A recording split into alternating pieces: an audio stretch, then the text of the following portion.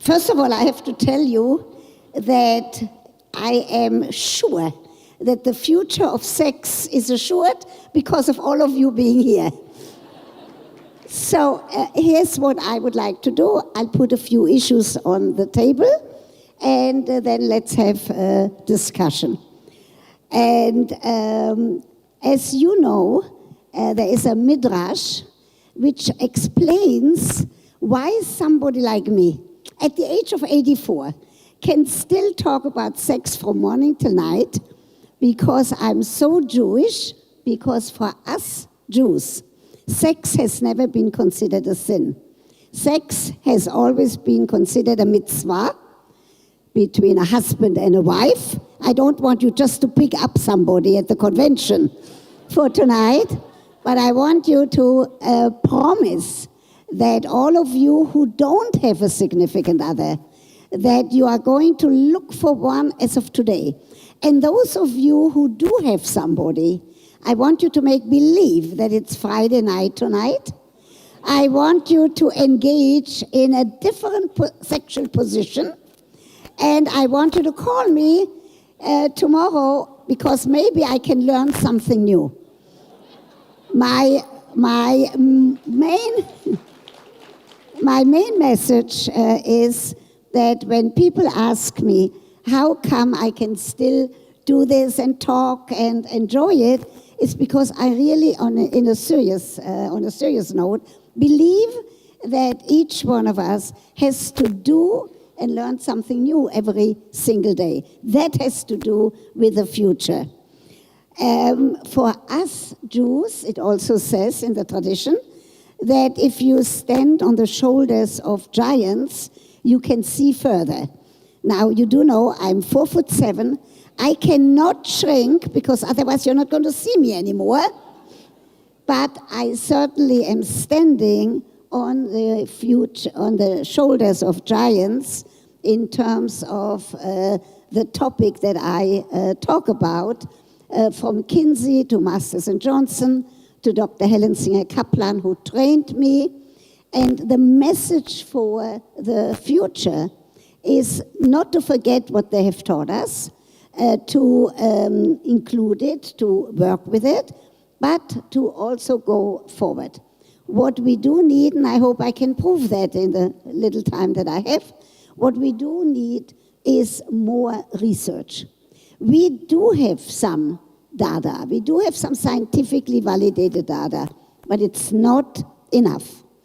For us Jews, not only that it's a mitzvah on Friday night, it also, there's a prayer, Eshet Chayil Mi Yimtza, a woman of valor who can find.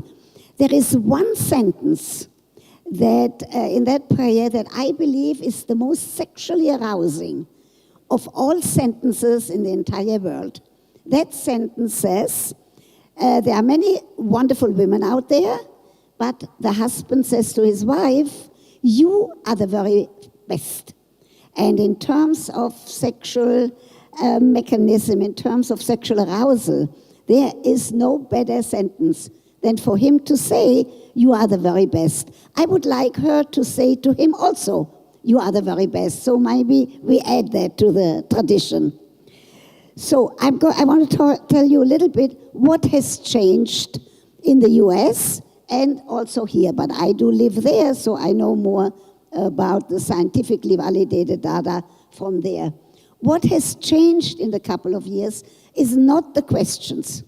The issue about relationships, the issue about disappointments, the issue about finding somebody, the issue about how to keep that spark of sexuality going has remained the same. What has changed is the vocabulary.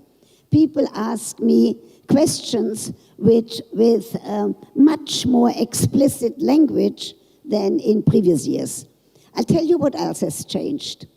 There is no question that women have heard the message, and I'm not the only one, there are other sex educators, but they have heard the message that a woman has to take the responsibility for her orgasms. Can all of you say orgasm?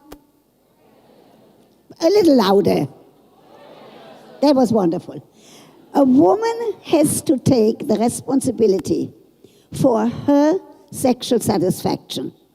Even a lover trained by me cannot bring a woman to orgasm if she doesn't take the responsibility to tell him what she needs. And that has resulted, that talking about it, has resulted in less women not having sexual satisfaction, in less women not knowing what is needed and to transfer that knowledge to their partners. So the language has changed, and that is very, very helpful to all of us. I tell you what else has changed. There are less men with a sexual problem that is called premature ejaculation. There used to be many more, especially young men, who ejaculated before they wanted to ejaculate. They used to say that these are men who don't like women. Not so. It is a learning difficulty. It is easily remedied. And it is also, it's always a question of that sexuality education and knowledge that we have to know. I'm going to say something here that is controversial, especially for some of the observant Jews. I'm going to tell you here that in terms of homosexuality, we do not know the etiology, the reason for homosexuality. We don't know the etiology, the reason for heterosexuality. One thing I know as an educator is any couple who walks into my office, a heterosexual couple, a homosexual couple, I treat everybody with the same respect that I would treat any heterosexual couple. So respect, respect is not debatable, but we do need more data, we do need more research in order to really understand the whole spectrum. The other important new aspect for the future is that we do now know more about sexuality and older people. We do know that older people need to be touched. They need to have to be massaged. We know that there are some realities in terms of getting older. The orgasmic response is not as intense. The erection for a man is not as hard as it was. But if they spent their lives in saying, oh, how terrible, it doesn't feel like it used to feel, that would be sad. What I'm saying, make the best out of what there is available. Older men have to know they cannot hang from a chandelier anymore. But there are positions, and there is knowledge, and that's what has to be transmitted. For example, the knowledge that for an older couple, it is better to engage in sexual activity in the mornings. The erection is firmer. For a woman, it's important to know that it's not true that she needs the night, that she needs the stars to twinkle. I'm telling an older couple, in the morning, get up, have breakfast, hang the phone off the hook, go back into bed, and have a good sexual experience. Don't wait until the evening until you are too tired. When I talk about older people, I have to mention that blue pill. I'm not a medical doctor. I would never tell any man if he can use it, but if a urologist or his medical caretaker says he can use it, then I'm all for it. But listen carefully. Here is what happened in the United States. Some men went and got the Viagra. Then they come home, and now they have an erection from the floor to the ceiling, and they tell their wives, hop into bed. They haven't talked to her in 3 days because there was a sports event on television. They forgot her birthday. They forgot their marriage date. They forgot Valentine's Day. And all of the women here know what that wife is telling her husband what to do with that erection if the relationship is not a good one. So constantly I talk about the past, the present, and the future in terms of saying the importance of the relationship. I'm not talking about a Hollywood type, but I'm talking about a working relationship that the two people have. And now I want to give a little bit about, since we have to talk about the future, a little bit in addition to this sexuality education, in addition to getting more research. As you all know, Masters and Johnson observed 1,400 sexual intercourse episodes in a laboratory setting. People actually having sex, computers recording, people watching, and you are going to say, who is willing to do that? And I'm going to tell you, there were medical students who needed money, there were prostitutes who needed money, and then that's where all of you come in. There were people who volunteered for the sake of scientific investigation. And you are very lucky because I'm not involved in these studies. I only take what they have written about and researched in order to teach and treat sexual dysfunction. I already mentioned premature ejaculation. I'm going to mention women who have difficulty having an orgasm. And I have to tell you that President Shimon Peres said something this morning, which I'm going to use. He said, I didn't ask him about his sex life. I don't ask personal questions. But he said that in love and in peacemaking, you have to close your eyes. Very interesting. I'm going to use that because what it means for me as a sex therapist and educator, it gives the message that you really have to concentrate. You can't think about the dishes that are not made, or the bed that's not made, or the mother-in-law that you hate. You really have to close your eyes and feel that sexual arousal and make the very best of it. So I'm going to use what the president has said. I want to put something on the table for all of us that's important. And it's important for the future.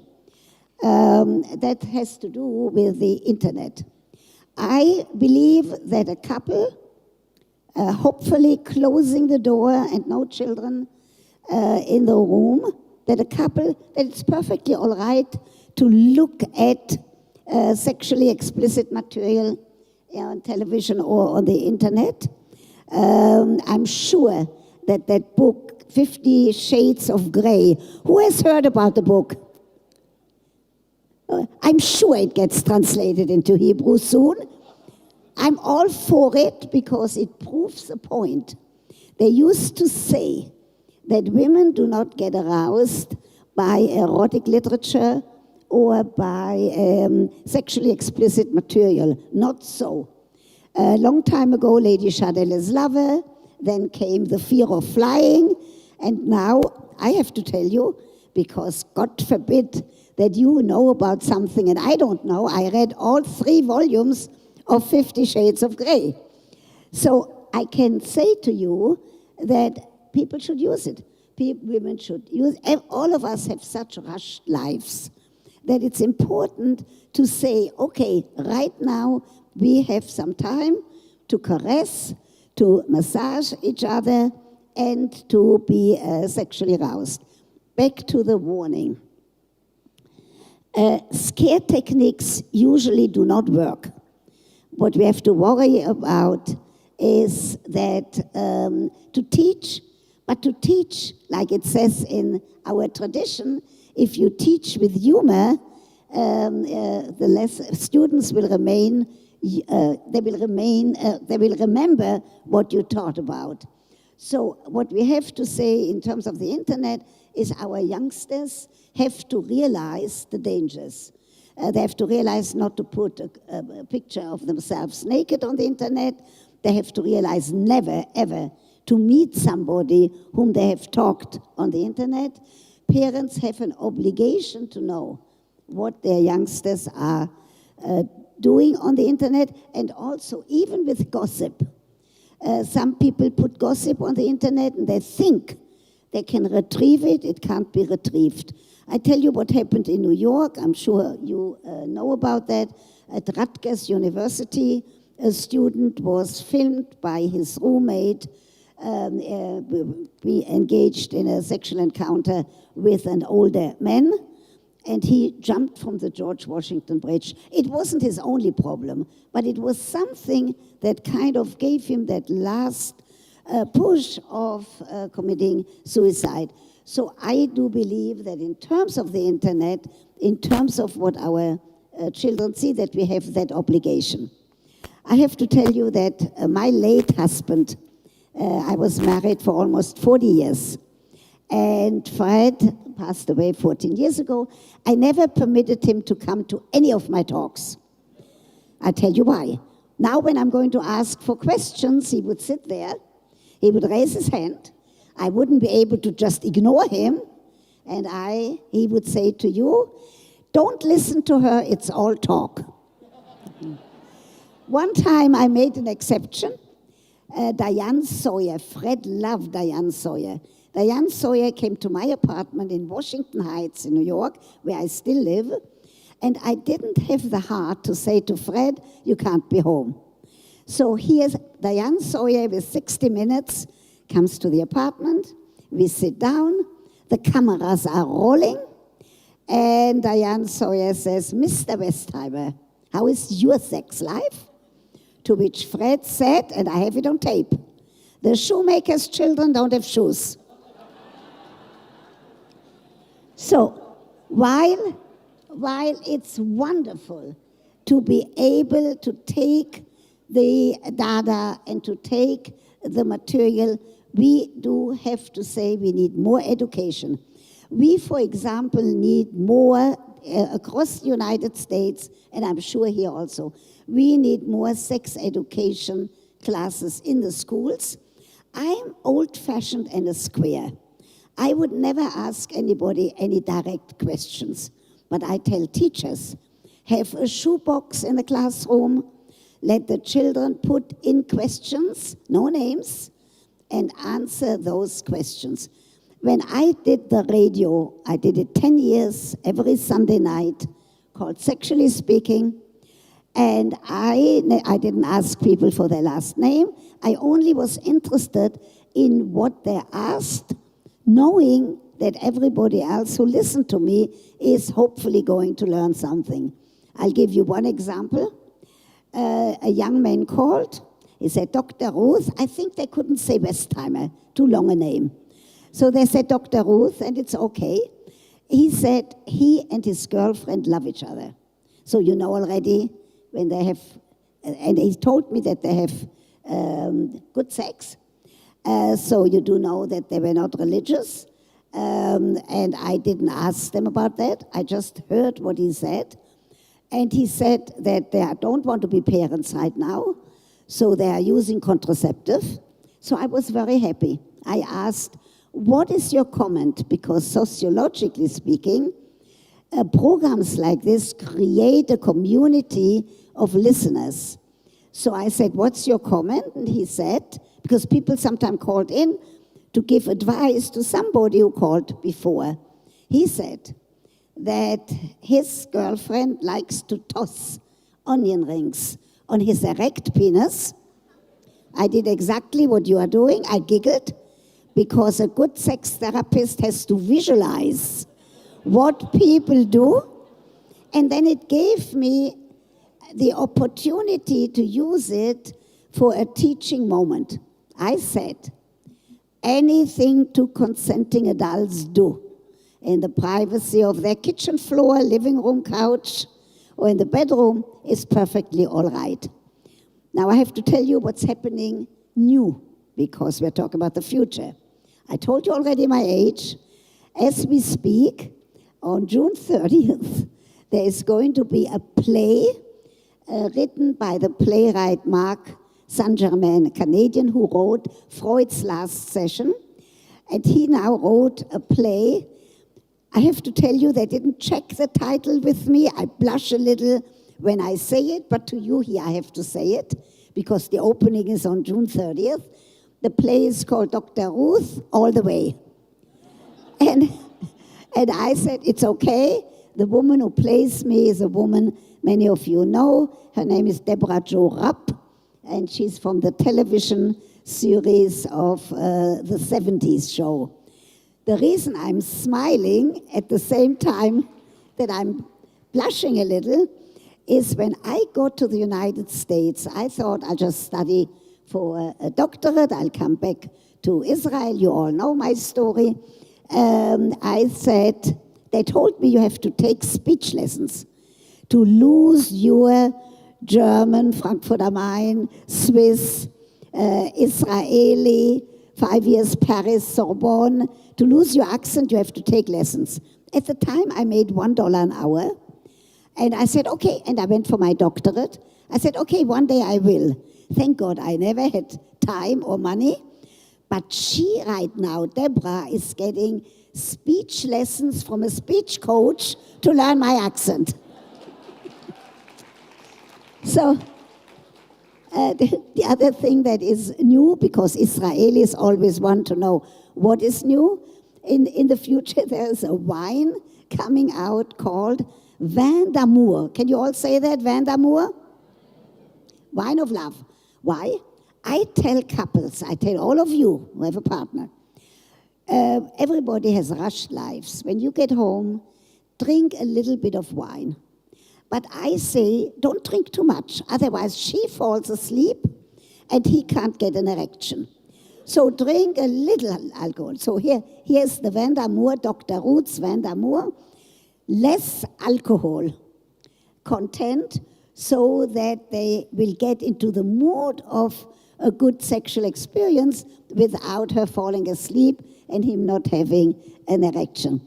So the other thing that is happening, I'm very fortunate.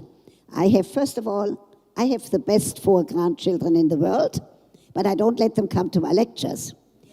And but when I look at them, as many of you know my history, I say Hitler lost and I won. All I have to do is look at those 4 magnificent grandchildren.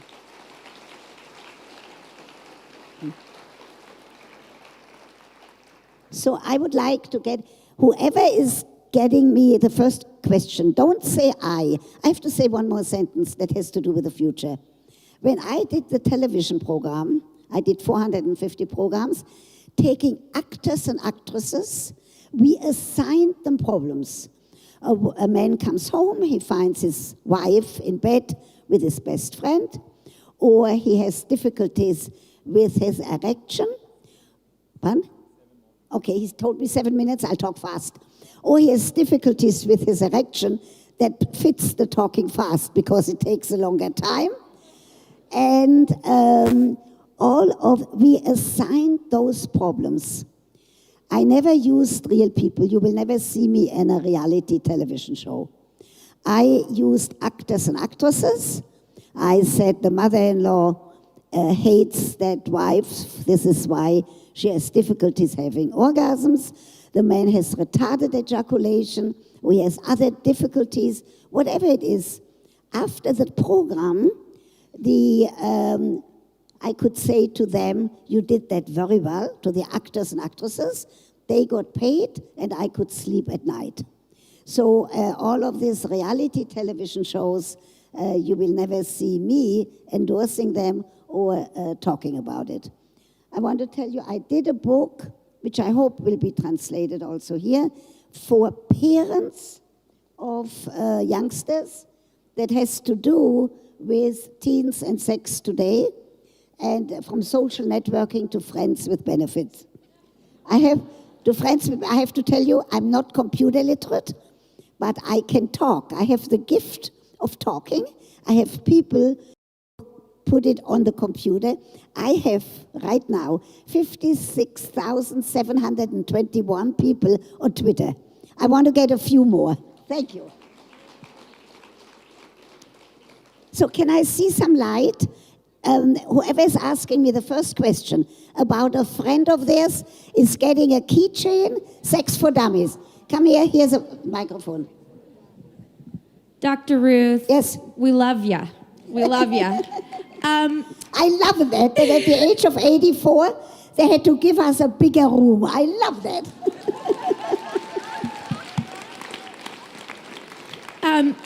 I'll just come talk to you. Can you share with us some of the new research coming out on female orgasm or direct us towards some resources for further learning? Now, the first thing I want to tell you, let's bury a myth. All of us here, because they're talking about, all of you know that about the G-spot, loud and clear. Until more research is available, I do not know if there is such a thing as a G-spot. I'm not saying there is no such thing, because I'm not a physiologist. I'm waiting for more data, but careful. We have had so many myths about the issue of sexuality that the myth about the G-spot is damaging. It's like, so I have some people coming and saying to me, a woman, she loves her husband. For 4 months, they have tried to find the G-spot. They can't find it. She thinks she's not normal. Not so until we have scientifically validated data. To be careful not to create new myths. For example, another myth, the issue of multiple orgasms, because you asked about women's orgasms. Careful. There are some women who have an orgasmic response and are satisfied. And there are some women who do need further stimulation of the clitoris in order to be orgasmic.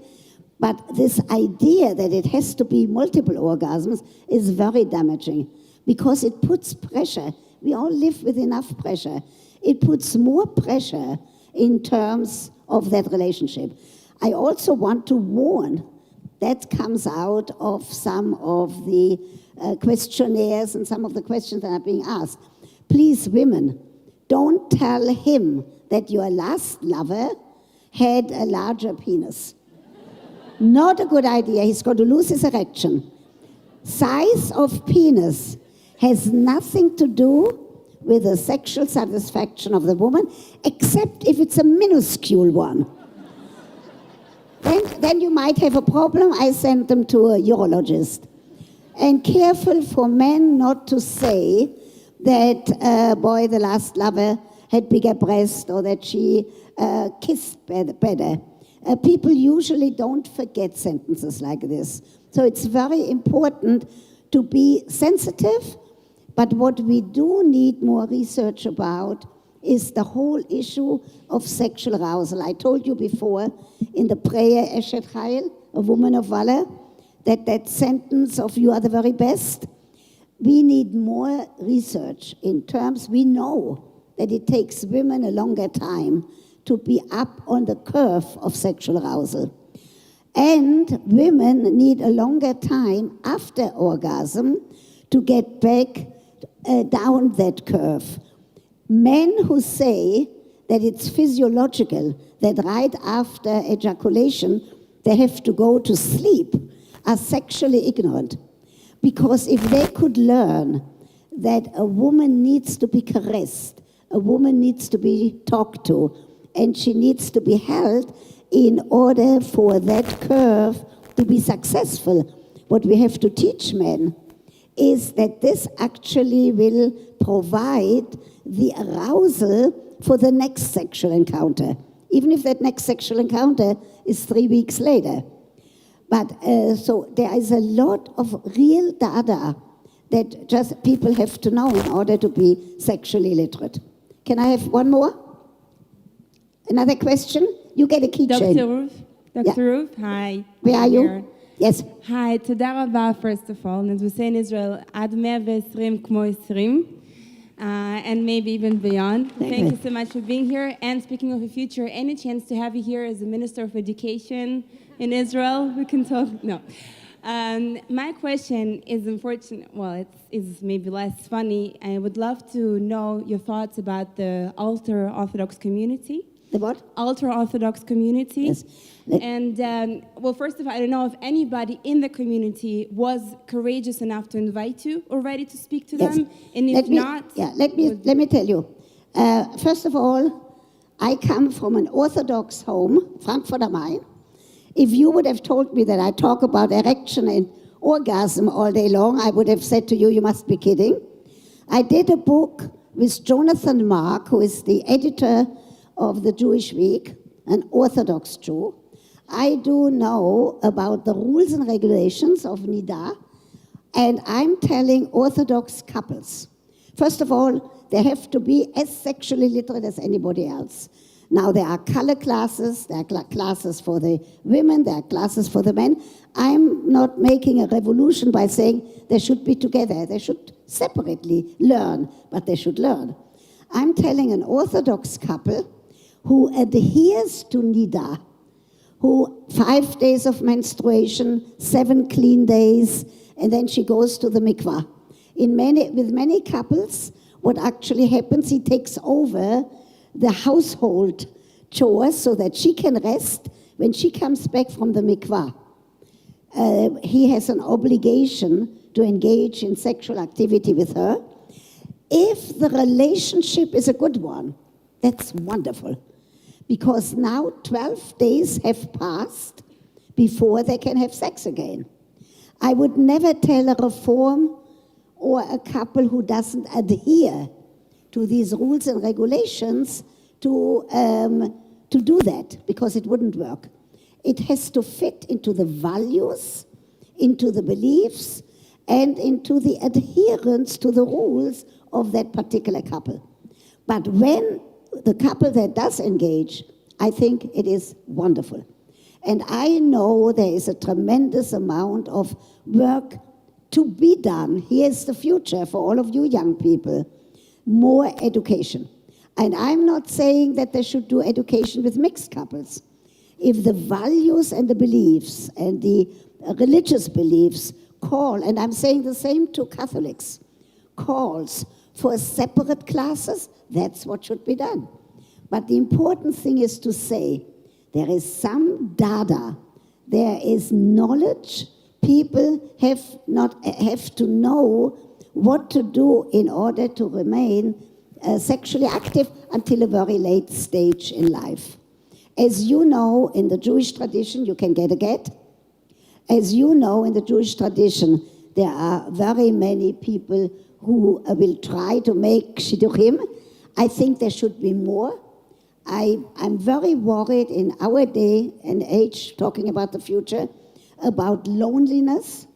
I'm very worried about expectations. Television has done a tremendous a problem because they think that everything has to be like Hollywood. They think that, I'm telling you, read the Shades of Grey, but no, it's fantasies. And no, when you watch sexually explicit material, know that this guy doesn't have an erection for an hour, that this is for movies, and be realistic about it. But the worrisome thing is the expectations that we have because of the way all of us live. Can I have another one? Three keychains. Okay. Hi, Dr. Ruth. So I'm a college student at the University of Michigan, and a lot of my friends, a lot of my girlfriends, I know have always talked about, and I've kind of gotten more interested in female sexuality in general, but there's a lot of changing norms, I guess, over the past, maybe 20 years about how you meet people in college. So a lot of women, I think, have problems with, just going to a bar, meeting somebody and having sex with them, and that's it. So I was wondering what you thought about how women are turned on by, physiological relationships versus one-time things. First of all, I want people to find somebody. I believe there is somebody out there for everybody. So I want people not to go to bars, because if they don't find somebody, they'll go home sad. I want people who are looking for somebody to participate in an activity that's of interest to them. Go take a course. Go to the opera. Find somebody in the intermission and say, wasn't that wonderful? Do something so that when you go home, you gain something for yourself. Now, if a woman, I also believe that women should start the conversation. It's time, it's not like in the Victorian age. In the Victorian age, the woman dropped a handkerchief. Sometimes the wrong man picked it up. And sometimes, sadly, the handkerchief remained on the floor. So I want women to say, are you free for coffee? But they can't fall to pieces if he says, I have to wash my hair tonight. Because that's what they have heard all of the years. I'm very much for women taking the responsibility of starting a conversation, but they have to have that inner assurance by saying, if he says no, she has to say to herself, you don't know what you are missing.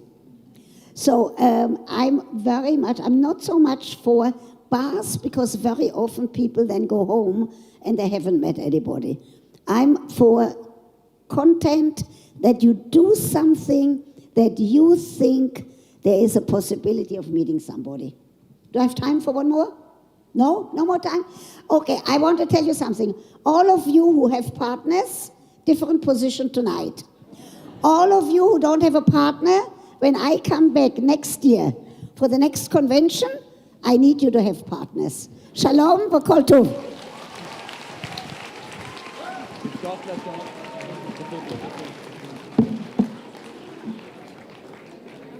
היי, להציע אנשים, להגיד...